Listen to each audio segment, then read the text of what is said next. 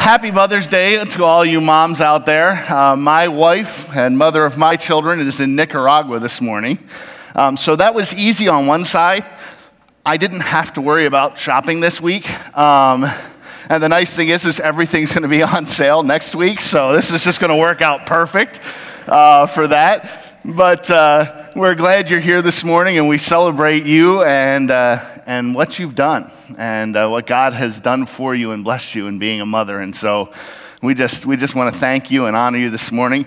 And in light of that, I want to start with a Mother's Day story. There was a mom who woke up her son to go to church, and she said, "Son, it's time to go to church." And the son rolled over and said, I don't want to go to church today.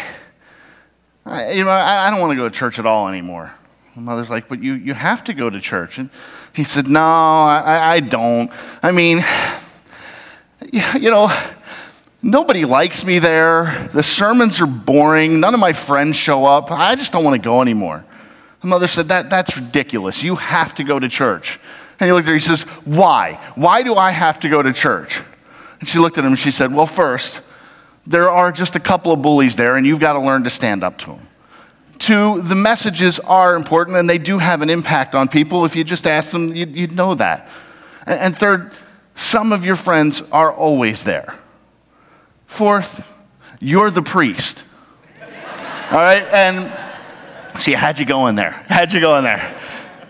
When you hear the word priest, what image comes to mind? When I say the word priest to you, what is it that begins to kind of jump in your mind? Now first, it's the collar deal, right? I mean, that's kind of where we get our understanding, visually of what a priest is. But do you ever think about that? Like who gets to become a priest? How did that happen? I mean, is it a select group of people? I mean, what does that look like? What does it mean to be a priest? And what's the job of a priest? What do they do? What images come to mind when I say the word priest? One priest said, "We do it all. We christen them when they're born, marry them when they get wed. We hear confession and pronounce forgiveness over their souls. We preach over them when they die. We do it all. We hatch them, match them, patch them, and dispatch them."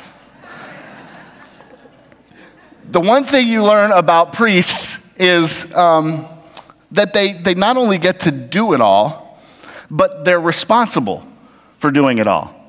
Honestly, there are a lot of people, like for when it comes to a wedding. I mean, can you imagine if you showed up at a wedding and you're just planning on attending and suddenly somebody said to you, "Hey, come on up, it's time to do the ceremony." And they looked at you. What would you say? No, not my job.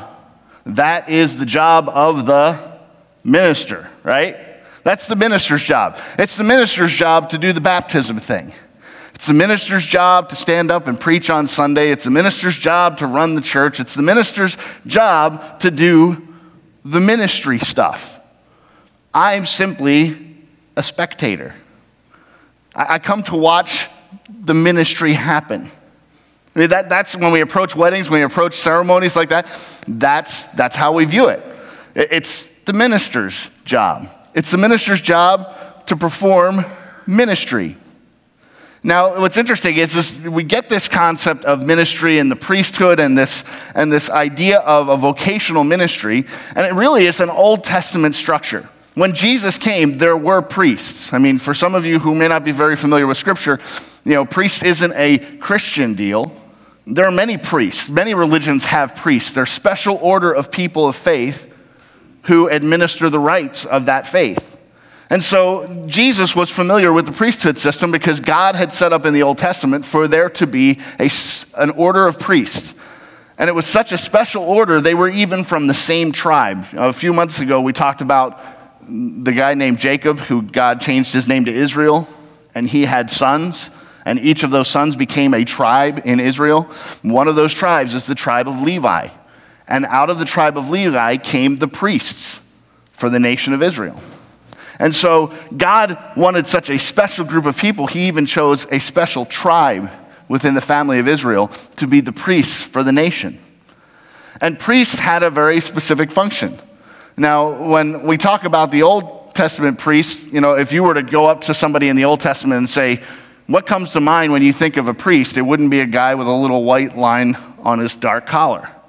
It would actually be a guy that looked a little bit more like the high priest, who had special garments that he was to wear.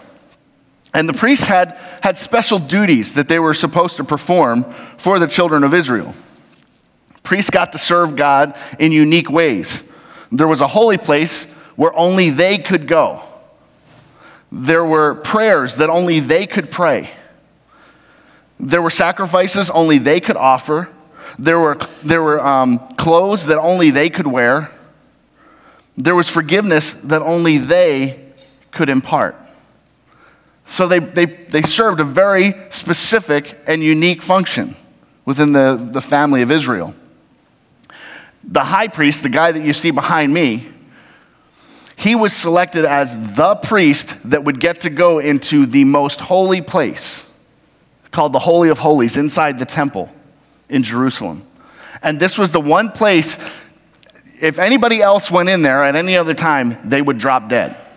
There was only one day all year long that anybody was allowed into this room, and the only person that could do that was a priest. And as a matter of fact, they used to tie bells around their garment, because they tie a rope around the priest's leg, so that if the bells stopped jingling, chances are the priest was dead and they need to drag him out.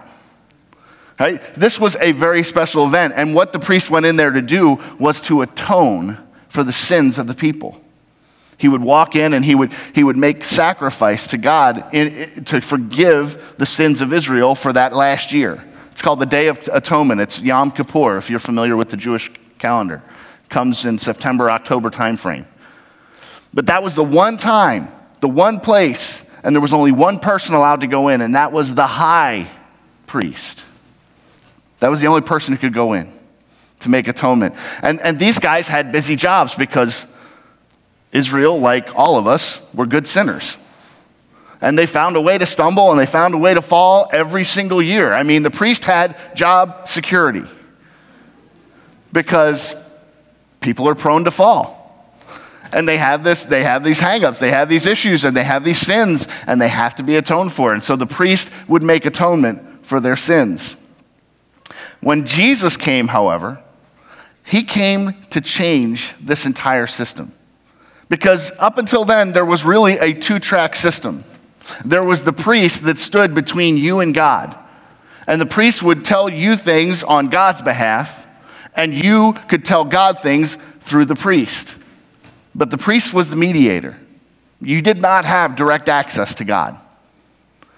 When Jesus came, though, he put to an end this two-tier or two-track system when it came to spiritual things. No longer was there going to be this vocational priest and the rest of us.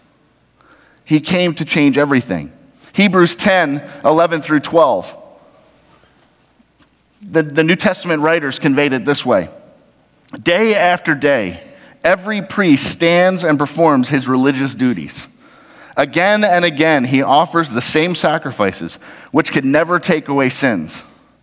But when this priest, speaking of Jesus, had offered for all time one sacrifice for sins, he sat down at the right hand of God. You see, the job of a priest was to stand between man and God. It was his job to be the go-between, to stand. And so when you saw a priest on duty, the priest was always standing, because the job never stopped. Man was never holy enough for God to accept him as he is. So a priest had to stand and make sacrifice. What's interesting about the language that's used here, because you can read that verse and just kind of blow through it, but read it again. Day after day, every priest stands and performs his religious duties. Again and again, he offers the same sacrifices, which can never take away sins. But when this priest had offered for all time one sacrifice for sins, what did he do? He sat down. Our high priest finished his job.